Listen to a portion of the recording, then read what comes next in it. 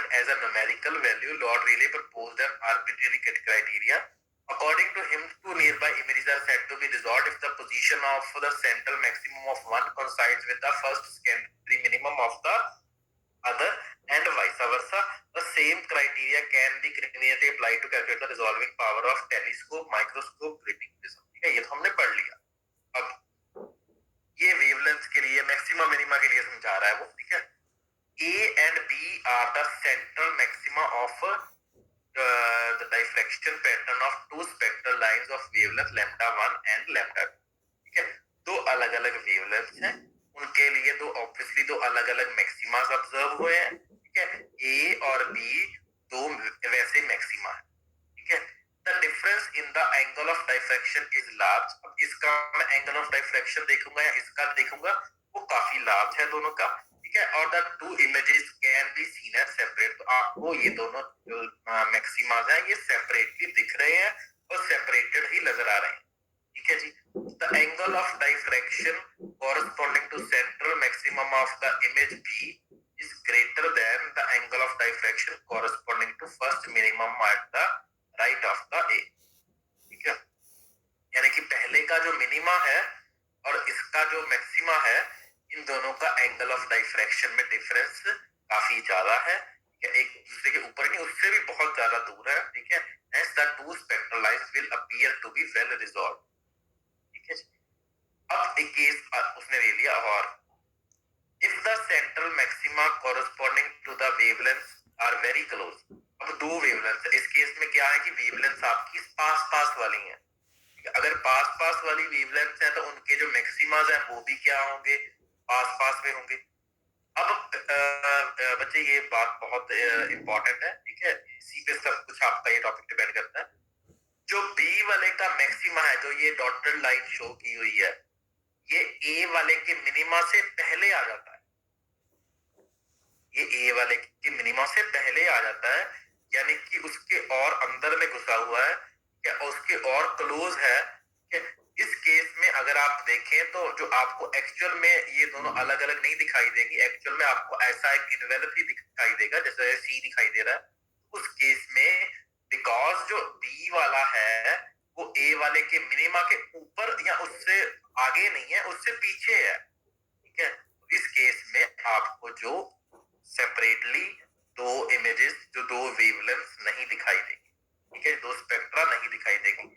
Angle of diffraction corresponding to first minimum of A is greater than angle of diffraction corresponding to central maximum of B. B वाले का जो angle of diffraction है वो कम आया है. ठीक है, A वाले के मिनिमा का ज्यादा आया है उससे. ठीक है, so the two images overlap and they cannot be distinguished as separate images. The resultant intensity curve gives the maximum as at C, and intensity of this maximum is higher than the individual intensities of A and B. Thus, when the spectrograph is turned from A to B, the intensity increases, becomes maximum at C and then decreases, and two spectral lines are not resolved. कहने का मतलब कि दोनों resolve नहीं हुई. अब तीसरा case, suppose आपका जो B का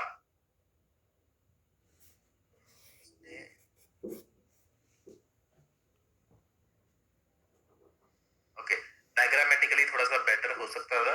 ठीक है, डायग्राम थोड़ी सी रॉन्ग है.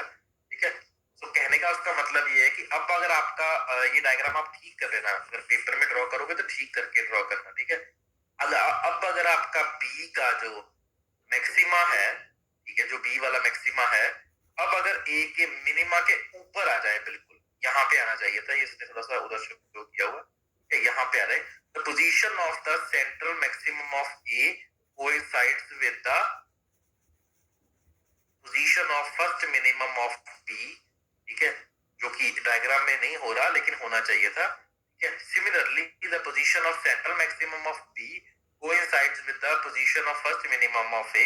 Further, the resultant intensity curve shows a dip at C. जो आपको एक्चुअल में कर्व दिखाई देगी उसमें एक डिप दिखाई देगी. डिप दिखाई देने का मतलब है कि आप समझ जाओगे कि यहाँ पे दो अलग अलग वेवलेंथ के अकॉर्डिंग दो अलग अलग आपको स्पेक्ट्रा मिले हैं. इस केस में अगर आपको सिर्फ सी दिखाई देता, जो कि आपको एक्चुअल में सी ही दिखाई देगा, ठीक है, तो आपको समझ में नहीं आएगा कि दो वेवलेंथ हैं. लेकिन अब अगर इस एक का मैक्सिमा दूसरे के मिनिमा के ऊपर आ जाता है तो क्या दिखाई देगा, दो अलग अलग इमेजेस दिखाई देंगी, ठीक है। सिमिलरली ओके, ये तो हो गया था। In the middle of the central maximum of A and B, here it is assumed that two spectral lines are of same intensity, ठीक है। the intensity at C is approximately 20% less than that at A or B. If the spectrograph is turned from position corresponding to central images of A to B, there is notable decrease in the intensity between the two spectral maxima. तो आपको यहाँ पे एक ज्यादा intensity दिखाई देगी, फिर थोड़ी सी कम होगी, फिर ज्यादा होगी, ठीक है। The spectral lines can be distinguished from one another and according to Lord Rayleigh are just said to be just resolved. Rayleigh's condition can also be stated as follows: two images are said to be just resolved if the radius of central disk of either pattern is equal to distance between the center of two patterns, ठीक है। तो ये तो पिछले के according जैसे हमने last topic में पढ़ा था वैसे है, ठीक है। तो इस केस में यानी कि स्पेक्ट्रल रेजोल्यूशन के बारे में उसने डिस्कस किया है, ठीक है। बिकॉज आपके सिलेबस में ज्यादा स्पेक्ट्रल रेजोल्यूशन है, ठीक है। तो अगर ध्यान से सुन लो, अगर एग्जाम में मैं क्वेश्चन डालूं ये वाला, एग्जाम में ये आए कि लॉर्ड रीले के क्राइटेरिया बताओ रेजोल्यूशन का, तो आप इसके अकॉर्डिंग एक्सप्लेन करोगे, ठीक है जी। ओके, अब टेलीस्कोप का हमारे सिलेबस में नहीं, हमारे सिलेबस में किसका है? Resolving power of plane transmission grating, very small topic, ठीक है। आज ह्यूमन जेनेटिक्स आपकी क्लास है 1 बजे? सर वही अभी पक्का नहीं है। नहीं, अभी 1 बजे है तो कब पक्का होगा? सर वो एक्चुअली बिल्कुल एग्जैक्ट टाइम पे भेज देते हैं, अगर लिंक हो अगर क्लास तो, नहीं तो नहीं भेजते। ओके, सो बस ये छोटा सा टॉपिक है, अगर ये वाला resolving power of plane transmission grating यहाँ तक है, ठीक है। अगर हम ये वाला टॉपिक आज कवर कर लेते हैं तो आपका जो है सेकंड यूनिट है आपके सिलेबस का खत्म हो जाएगा, जिसका मतलब है कि आपका 2 यूनिट्स खत्म हो जाएंगे आपके सिलेबस के, ठीक है। और पहले 2 ही काफी बड़े थे, अब उसके बाद छोटे हैं, ठीक है। हाफ सिलेबस आपका कवर हो जाएगा with this topic.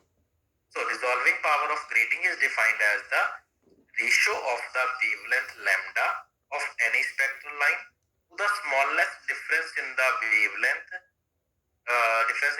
d lambda between this line and a neighboring line, such that the two lines appear just resolved according to Rayleigh's criteria, ठीक है जी। तो ये देख लो, आपको 2 मैक्सिमा दिखाई दे रहे हैं। एक का जो लैम्डा प्लस डी लैम्डा वाले का जो मैक्सिमा है वो इसके किस पे दिखाई दे रहा है? इसके मिनिमा के ऊपर है। इसका मतलब in this diagram we can clearly see that both the spectral lines are just resolved, ठीक है जी। तो एंगल जो है उनका डिफरेंस है डी थीटा, ठीक है जी। एक की न्यूटन लैम्डा है, एक का लैम्डा प्लस डी लैम्डा है, ठीक है जी। किसी भी ऑर्डर के लिए बात कर रहे हैं, ये this could be first order, तो दोनों फर्स्ट ऑर्डर होनी चाहिए।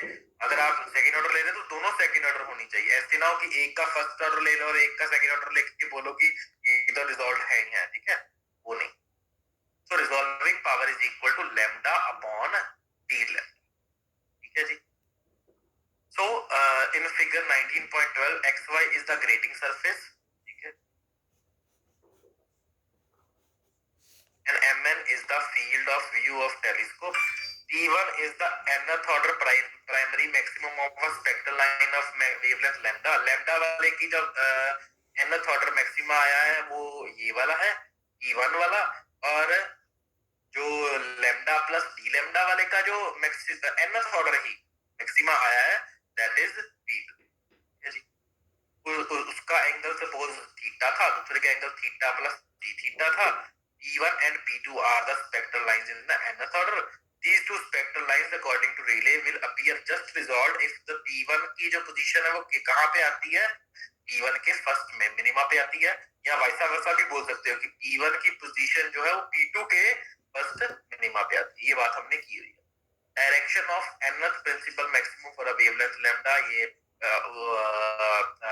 थीटा वाले की इक्वेशन हो गई, ये थीटा प्लस डी थीटा वाले की इक्वेशन हो गई, ठीक है जी। कुछ नहीं किया हुआ, थीटा की जगह थीटा प्लस डी थीटा लिखा है because that is the angle of the P2, ठीक है, और लैम्डा की जगह पे lambda plus D lambda, that is the wavelength of P2.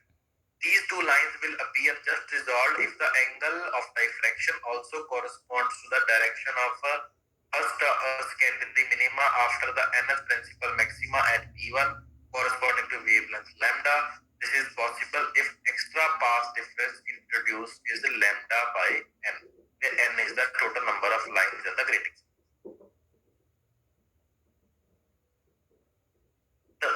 इस केस में जस्ट रिजॉल्व वाली कंडीशन कब आएगी, जब आपका एंगल ऑफ डाइफ्रैक्शन जो है वो ऐसा होगा कि एक का मिनिमा दूसरे के मैक्सिमा के ऊपर आता है। ठीक है जी, तो ये दोनों तरफ आ सकता है, इसलिए यहाँ पे मैंने क्योंकि हमने तो एक तरफ लिया हुआ, ठीक है, इसलिए यहाँ पे a plus B sine theta plus D theta उस इक्वेशन को लिख के, ठीक है, लेकिन यहाँ पे जो हमने एक्स्ट्रा पाथ डिफरेंस कितना उसको मतलब आगे कितना होना पड़ेगा, ठीक है, वो हमने लिख लिया lambda upon n, where n is the number of lines of the grating surface.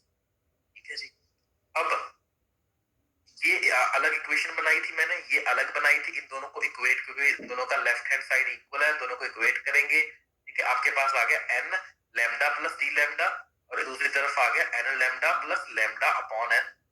This is the path difference needed for to satisfy what? To satisfy the condition given by the Lord relay. ठीक है, तो दोनों को equate किया, n lambda तो n lambda cancel हो गया। ठीक है, यहाँ पे आ गया n D lambda is equal to lambda upon n, तो लैम्डा अपॉन डी लैम्डा में मेरे पास आ गया n इंटू n, यानी कि जितना ऑर्डर ज्यादा होगा, जो लैम्डा अपॉन डी लैम्डा क्या है मेरे पास, this is the resolving power of grating. इसका मतलब resolving power of grating is equal to small n into capital N, means कि resolving power of grating depends upon the order of the spectrum. ठीक है, तो अगर ये first order है तो यहाँ पे रिजॉल्विंग पावर कम है, रिजॉल्विंग पावर तो उतनी है, मतलब आपको कम रिजॉल्व होकर दिखाई देगी। ठीक है, अगर मेरे पास सेकंड ऑर्डर या थर्ड ऑर्डर है तो वो ज्यादा रिजॉल्व होकर दिखाई देगी। सेकंड, अगर मेरे पास number of lines per centimetre ज्यादा है तो मेरे ग्रेटिंग की रिजॉल्विंग पावर ज्यादा है, अगर number of lines per centimetre कम है तो मेरी रिजॉल्विंग पावर कम है। The quantity measures the resolving power, thus the resolving power is independent of the grating constant. The resolving power is directly proportional to order of the spectrum. Second, total number of lines on the grating surface. ठीक है, for a given grating the distance between the spectral line is double in the second spectrum than that in the first order spectrum. ठीक है जी, first order spectrum से resolving power आपकी double हो जाएगी in the second order spectrum. Dispersive power हमने अभी पढ़ा था ग्रेटिंग की क्या होती है, D theta upon D lambda is equal to this thing, and the resolving power of grating is given by lambda upon D lambda is equal to this thing, where n is the order, n is the total number of lines on the grating surface, n dash is the number of lines per centimeter on the grating surface. Here theta gives the direction of the nth principal maximum corresponding to wavelength lambda. From the above equation, it is clear that dispersive power increases with increase in the number of lines per centimeter, and resolving power increases with increase the total number of lines of the grating surface, that is width of the grating surface. कहने का मतलब क्या है कि जो n dash है, that is the number of lines per centimeter, and n जो है वो है total number of lines on the grating surface. ठीक है जी, n और n dash सेम नहीं है, n है total number of lines और n dash है number of lines per centimetre, यानी कि अगर आपकी ग्रेटिंग बहुत ज्यादा विड्थ में बहुत ज्यादा है, बहुत ज्यादा वाइड है, बहुत ज्यादा चौड़ी है, ठीक है, तो नंबर ऑफ लाइंस ऑब्वियसली बढ़ जाएगी, तो इन दैट केस आपकी जो रिजॉल्विंग पावर है वो ज्यादा आएगी। ठीक है, लेकिन डिस्पर्सिव पावर के लिए total number of lines matter नहीं करती, number of lines per centimetre कितनी है वो मैटर करता है। ठीक है, so high dispersive power refers to wide separation of spectral lines, whereas high resolving power refers to ability of the instrument to show nearby spectral lines as separated ones. ठीक है, तो dispersive power और resolving power को लेकर confuse नहीं होना है। ठीक है, जो आपका dispersive power है वो बोलता है कि वो बताता है कि आपकी जो spectral lines है, ठीक है, वो कितनी separated है। ठीक है, बल्कि जो resolving power है that tells you about कि दो spectral lines पास में थी, उनको कितना सेपरेट कर दिया आपके इंस्ट्रूमेंट। ठीक है जी, this is about diffraction grating and we have covered it. ठीक है, this is all I wanted to discuss about today. ठीक है, any question? Okay, no. ठीक है, so ठीक है बच्चे फिर? सर हाँ जी बोलो।